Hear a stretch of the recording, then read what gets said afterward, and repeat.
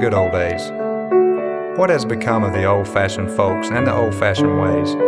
The days when people were honest and true to their fellow men and real women. When people lived more on an equal and were friendly and neighborly with one another. Things are not that way now.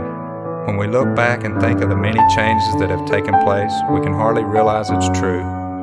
You used to see folks who would plan for a week on going to pay a visit to some friend or neighbor. They would load up the whole family and all go together, and the dog would go too. When they went to church, usually they all went together unless the young folks wished to walk. Even then, if they went for miles and many times barefooted, when they got to their church, they would sit down and put on their shoes and nothing thought about it. Why? Because they had pure minds. Those were the good old days when everybody loved everybody. People in those days really appreciated their lives and were thankful for whatever they had, regardless of how little it might have been.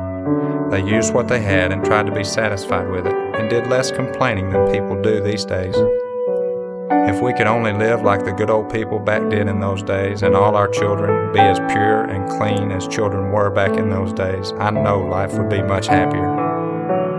Just think how things have changed in the past few years. Many of the young men who were raised up on the farm have left home, gone to the city. The girls too, so many of them are not satisfied on the farm anymore, and many times leave home to go to the city. One of the worst things they could do, for going to the city helps very few. Generally it works just the opposite.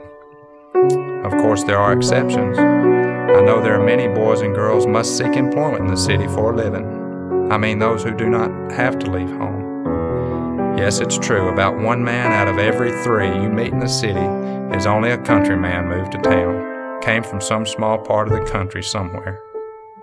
So you see, our cities are made up of people moved in from the country.